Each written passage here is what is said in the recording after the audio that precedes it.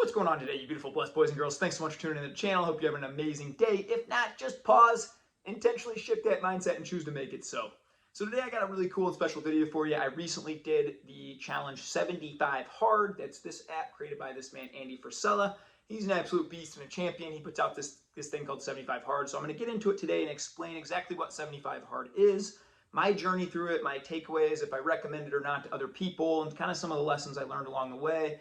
And if you are going to start this thing, some of the mistakes that I might have made that you cannot make as you journey through it as well. Before I jump in, I do want to say, guys, I put out content every Tuesday, and then every Friday we do a podcast. We've got awesome guests, over 50 pods, over 40 pieces of content now. We're often putting up even more content than that every week, so I appreciate if you subscribe to the channel, give the video a like, give it a comment. It really helps the channel out a lot. Thanks, guys. All right, so first off, what is 75 Hard? So it's this app. It looks just like this. And cool thing about it, so you got 2 workouts each day. You got one inside, one outside. They have to be a minimum of 45 minutes inside, 45 minutes outside. The next thing you do, you have to drink at least 1 gallon of water per day. You have to read at least 10 pages per day. You take a progress picture every single day. You have to follow a diet every single day, not have any alcohol or cheat meals for 75 days in a row. So that's 75 Hard. So I'm going to go through and break down each one of those little categories. The first one is the workout indoor and outdoor. Now, look, I'm a really active guy. I didn't think this would be much of a problem, and I was kind of right going in. I get up every day before my family, and I work out anyway. The problem was, okay, I do usually go to the gym maybe 4 or 5 times a week, and now I'm going 7. So I did have to kind of restructure the workouts around a little bit. Normally I'll do like a push-pull day. Well, now I just decided to, hey, let's just do a straight push and then a straight pull day, and we'll kind of break apart the different body parts like that. So I kind of had to redo and retweak some of the workouts a little bit. The other cool positive, I think, of this one that I really enjoyed was that, it pushed me outside my box to do a lot of other different types of workout. I mean, when you're getting to do a second workout 45 minutes outside every day, you got to get creative. I didn't want to just do a walk every day or just do a run every day. So, you can see up here, and I was shooting hoops. I was playing pickleball with buddies, playing tennis, doing swimming. My favorite one was the day that I tried to just swim back and forth for 45 minutes in our pool as my adorable little daughter, pictured here. She's floating around the pool on her floaty just saying, "Come on, Dad, you can do it. Come on, Dad." And I mean, 45 minutes swimming straight, his heart felt like I was going to be out of my chest. Again, it was the second workout of the day. I think it was 112 that day here in Vegas. So that one was pretty tough. But I hit the punching bag. I did circuits. I think that was cool that it opened up my mind a lot to the different possibilities of what movement and fitness looks like. It's not just the gym. It's not just running. And so that was a really cool positive takeaway for me on that aspect of it. The next one was the drinking water, the gallon of water a day. Now, look, I've heard from other people that this is a really struggle for them. They felt waterlogged all the time. To be honest, I had no trouble with this. I do live in Vegas. We're in a desert. To be honest, if I don't drink at least one 15 to 20 ounce glass of water an hour, I get massive headaches out here. I don't know if other people are like that, but it is just so dry. It's like my eyes get dry, my skin gets dry. I put chapstick on every 15 minutes here. I'll probably pause the video in a minute to go put chapstick on. Pretty addicted to it out here. But I do think that, yeah, for this, I tracked it, honestly, the first few days, and I was done before 9 a.m. every single day. Now, part of my morning routine is I wake up and I chug 2 20-ounce glasses, so that's 40 ounces. Then by the time I'd get my gym or my walk in, I usually had drank at least 3 more. That's 100 ounces. I'm almost there, and it's 7:45 at that point. So really didn't have any trouble with this. Now I have talked to other people that was the biggest struggle for this, that they had to really plan their water out accordingly. The next one, and this one's funny, the progress pick every day. Now this one was pretty enjoyable. I had heard going in some horror stories about buddies who were like on day 72 and they just forgot to snap the progress pick, and then that was it. They had to start all over again. So I just kind of implemented this right into my morning routine. I wake up, I chug the waters. As I'm chugging the waters and writing my gratitude, the second I finish my gratitude, I'd walk to the mirror and snap that picture and just kind of knocked it out in that way. So that was kind of a no-brainer, easy thing. And it was kind of cool to see your progress as you go through this thing. I mean, it's pretty mentally and physically challenging. So to kind of get that reward and see the body change a little bit, I'll put up a couple pictures. Here's my day 1. And then here's one of the last days that I did it here too. So you can see, you definitely feel like I put on muscle, got stronger. The mental and physical benefits were pretty key from it. The next one moving down the list is the reading 10 pages a day. Now, 10 pages a day doesn't seem like a lot. I thought this would be a pretty easy thing. But if I'm really honest, the first 3 to 4 weeks of the challenge, this became the hardest part for me. There was many nights where I'd put my book on my pillow, and I'd wander up to bed. I'd be finished working or hanging out with my wife. It'd be like 9:45. All I want to do is just hit the sack. I just want to sleep. I'm exhausted. But then you realize, man, I got to read these 10 pages, right? And so the books that I did use for 475 Hard really got me through, and I kind of implemented a better strategy as I moved on to a lot of times get that reading done when my kids were doing a nap early in the day, or I'd just kind of wake up, maybe get a few pages in, get a few pages throughout the day, so that I wasn't getting to the end of the night and feeling like I had to read, and I wasn't really getting any of the benefit. The books I chose, man, I just did one chapter of the Bible every single day. That's just something I do. So I went through Matthew, Mark, and Luke in this, and just, again, did one chapter. That's a couple pages. That's something I do every single day anyway, that I just want to do one chapter. So that was an easy one for me. I was currently in the middle of this book, Effortless by Barry McEwen, as I started, and so this book is awesome. It was very easy, and it kind of sailed right through. I think I only had a few chapters left when I started this challenge, and so was just able to zoom right through that book and really enjoyed it. I knew going through midway I was going to hit a point where, didn't really have a lot of the motivation to keep going, so I went with this one, Can't Hurt Me Goggins. Now, I've already read this one once, but I went through and did it a second time, took some notes on it, and really had some good takeaways from it, enjoyed that.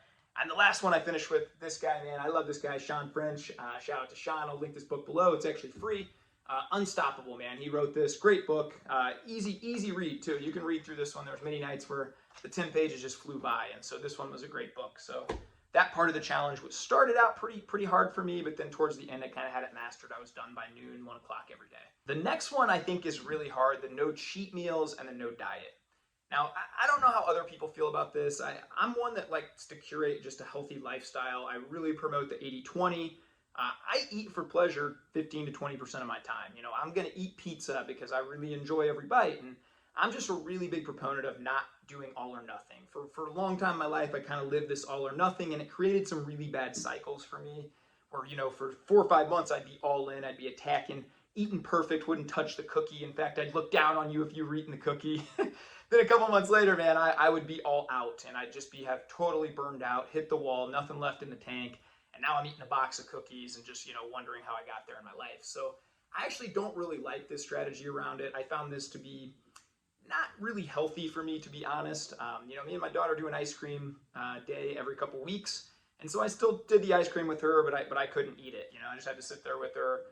We do a family pizza night, and I couldn't do that a couple times. I even led a men's retreat here a couple weeks ago, and all the guys went and got ice cream at the very end of that men's retreat. We had been tracking. We did a 11.5-mile hike in 106-degree heat, a workout that day, a workout the next day, all these really hard things. One guy tracked that he burned 2,800 calories one day.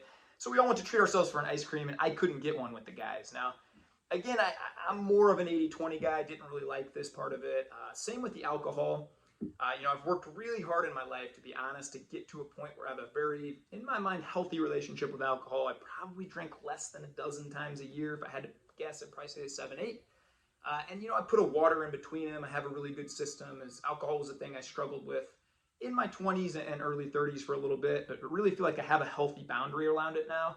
I enjoy going out to dinner and just having 1 or 2 with my wife. And so this became a thing too, where we'd go on a date night and she's having a glass of wine and I'm just sitting there, kind of not. Maybe that's good as it develops that, hey, we can still have fun without it. But I kind of did miss that. And I'm also the kind of person where I'm just very anti-authority, and I started to resent it a little bit. And I'll get into this a little bit more at the end, but I just kind of felt myself, you tell me I can't do something, all I'm going to want to do is that thing.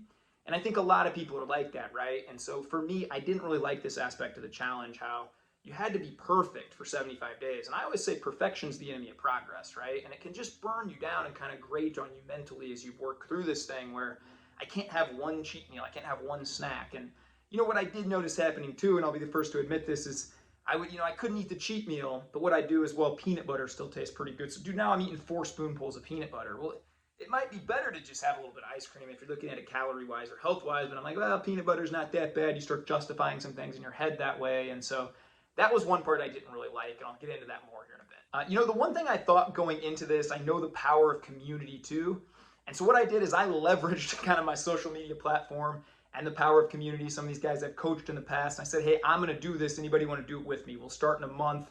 So we did get a community of 33 of us in this kind of exclusive chat group. We all motivated each other, encouraged each other to push through.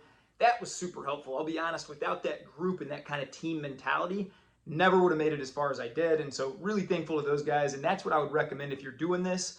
Go get another group of people, or go get a group of people that want to do this too. If you're doing it on your own, that's going to be a really tough mental battle that you're going to face. And so find community. Everything's easier in community. So some pros to this, and I kind of touched on a few, but I think the biggest pro was just the mindset battle, right? Day in and day out, you got to grind. You got to wake up every day. Your body's really sore at the end of these things every single day, and you're working out twice. And I think a mistake I made is, I'm a really active dad. We would take our kids someday to a park or a playland. We'd play for 2 hours. I wouldn't count that because I said, well, I'm just a dad. That shouldn't count. I'd still get my 2 workouts in on top of that. I think at those days I'm burning 22, 24, 2,500 calories. And I still am eating perfect, right? I'm not eating a cheat meal. I'm not eating these things. So, that was a pretty hard thing. I think if I could go back, I just would have counted that as my second workout or my outdoor workout. If I'm playing with my kids for a couple hours, chasing them around, crawling through tunnels, whatever that is, I think that would probably count. But I do think that's a pro, is that mindset that really hardens as you kind of go through this and you just say, some things suck, but you just got to keep going through. Another big time pro is it really forced me to plan ahead. Now I'm super big into planning and planning my week, planning my days. I talked about this a lot in previous videos, but when you have to get in, the 2 workouts, and even our family did a vacation where we rented out a whole gymnasium and trampoline park, took our kids there. We're in a different town without a gym, so I got to figure out these things and plan the meals and all these things. So I think it really upped my planning game, which I'm super grateful for too. The last couple pros I'll say I kind of alluded to before, but it did make me try a lot of different types of workouts, which I'm really grateful for, between the basketball, the pickleball, all these things. And so I think that was a really cool thing. And to be perfectly honest, it just made my body feel like a machine towards the end. I'd actually say towards the middle points of it. Towards the end, I was feeling very beat up as I did lead a retreat and push super hard with these guys. And then kind of coming back from that, and I'll get into that here a little bit, but I think my body just went from, like I showed the picture before, from this to this. And so really, really felt good about it. So if you're wanting to kind of get a jump start on a journey, this can be an option for you. Again, I'd say get a community around you, go into it, and just have fun with it. Some cons to this one, and this is pretty big. And guys, I'm just going to say this off the bat. I don't think this is sustainable for most people. It wasn't even sustainable for myself. I'm a pretty athletic guy. I base my whole life kind of around health and movement and being in shape. But 75 straight days of this when you're really pushing hard. And I know you could just go through the motions. You could take a walk every day. That's not my personality. I kind of wanted to hit this thing really hard. You're going to face injuries. You are. I had really, really bad shin splints. I was probably running too much and putting in too many miles as my second workout, doing wind sprints, getting after it in a lot of these different things. Started getting wind shin sprints, started getting like some back stuff, tightness and all these things. So you really need to prioritize recovery if you're going to do this. You're going to put yourself in a chance to get a lot of injuries. The biggest con too, I think, is again just not being sustainable and not being a long-term thing. When I work with clients, when we move through things like this, I'm never telling them, hey, go change these 8 things overnight. That's a recipe for failure. I think you're really setting yourself up for failure there. What you need to do is take 1 or 2 of these things. Maybe you set a water goal, and for the next 30 days, all you do is hammer in that water goal, right? Then maybe you set a, hey, I just want to take a walk every day goal, right? I've never been active and I just want to get moving. Well, let's just start to build that into your your daily life and make it a lifestyle. I'm not a big fan of the term diet and these crash diet, these 75 hard type things normally, because I do think my goal around fitness is I want to be throwing my great grandkids in the air someday. I'm not trying to be the strongest guy or this or that. I want to have a long, healthy life. And I want to use fitness. Again, I'm not a professional athlete. I don't get paid to be like a LeBron James and need to work out 6 hours a day. I want to use health and fitness and just make it a lifestyle so I have more energy, so I'm a better dad, a better husband, more fit, more energetic, just feel better about myself, right? So I do think this was kind of counterintuitive, counterproductive for that. The last thing I'll say on the con is, again, I don't think it's healthy to have that mindset of all or nothing. I do think it's way, way healthier approach to just say, you know what? I eat a perfect breakfast every day. I fast and just do a little shake, fruits and veggies and a little protein. I eat a perfect lunch every single day where I have grilled chicken and veggies. It's meal prepped. You know what? For dinner, occasionally, if I want to order in some Uber Eats, or I want to eat a pizza, or I want to do something like that, I think you should just allow yourself to do it. Or you just kind of have this mental thing where you just doesn't feel enjoyable. It feels like more of a grind. So I do have kind of a shocking thing here at the end that I kind of want to let you guys know. I was really hardcore about this and really encouraging everyone. And to be honest, I had a retreat days 62, 63, and 64 of this challenge. I knew that would be a struggle. I have a videographer and a photographer come out for that retreat. So it was really important, and that's kind of why I did this, to get myself into really tip-top shape and really go hard for those guys to be my best that I could there. But truthfully, coming home from that retreat the next 4 or 5 days, I was a mess. Wasn't really present as much as I would like to admit at home. Even me and my wife hang out most nights, and most nights, those 4 or 5 days, I was going to bed at 7:45. My body was just so beat up. Also, towards the end of this thing, I wanted to go on a date with my wife, and we had a sitter and just have a drink and just kind of let loose and kind of just feel like, man, I'm done with it. And so I kind of had this internal struggle here on day 70, and I just made the conscious choice, to be perfectly honest, at day 70, put up on the screen, hit all the metrics, but I went out and had a couple cocktails, and I ordered a pepperoni pizza with my wife, and I just kind of said, you know what, I know I could grind 6 more days, but I'm never going to get these 6 days back, and I kind of don't want to just exist through these 6 days. I'm actually going to listen to my body, and on day 68, I went to the gym to lift legs and literally started up twice and saw stars both days. And so I just went and rode the recumbent bike and tried to do some easier things, but I felt my body just screaming at me that I needed a rest, that I needed to prioritize some recovery, and I needed to just kind of mentally too just unplug. When I lead these retreats, when I'm doing all these things with clients, I pour in a lot of myself to that. And so pushing myself physically too, I just kind of felt like, hey, you know what, I don't want to be this all or nothing guy. Now, today would have been day 74 as I'm filming this. I did quit on day 70. I've had a lot of internal battle on that and thinking, did I just kind of let my inner be win, or was it kind of a wise thing to move forward? I just went back to my hierarchy. I talked to a couple people that I'm really close with. I talked to my wife about it, and I just said, I know I can grind for the 6 days. It's not about that.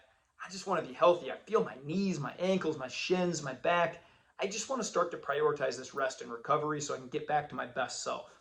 I'm a really high energy, high motor kind of guy, and the last week or two I just wasn't. Ever since the end of the retreat, I was literally waking up just, what do we have to do today instead of what do we get to do today? And so I just made the conscious decision on 70 that, hey, you know what, I know I can do 75 hard if I want. I can go 5 more days, but I'm going to go ahead and just stop it now. So I guess in conclusion, I'm not an all or nothing guy. I kind of did have some inner turmoil, and if I'm really honest, I thought, what are these other people going to think if I only get to day 70 and then I quit? It's so close, or should I just grind through? But ultimately, I think it always goes back to you and living your best life. And if 75 hard is something you think can jumpstart that and help you get to these spots, then by all means, go for it. For me, I'm always going to more take the approach of just small wins every day, make them sustainable. Again, I'm not trying to bench press 700 pounds, be the strongest dude. I'm trying to throw my great grandkids around someday. And so I think it goes back to your goals and what you want to do to live your best life. So ultimately, 75 hard, great experience. Happy I did it with community. Also happy I chose to stop at day 70. And I've been loving my life the last few days, man. Just having a drink with the wife here or there. We've still been hitting most of the metrics, as really most of my life is still going to hit most of these metrics every day. But not having that pressure to, I think, kind of relieve that from me a little bit too. So that's my experience with it. You guys ever try that out or anything? Give me some comments below. Let me know how it went for you. You guys go have the greatest day of your life. Regardless, bless up, be kind to yourself, and let's go change the world, baby. Have the greatest day.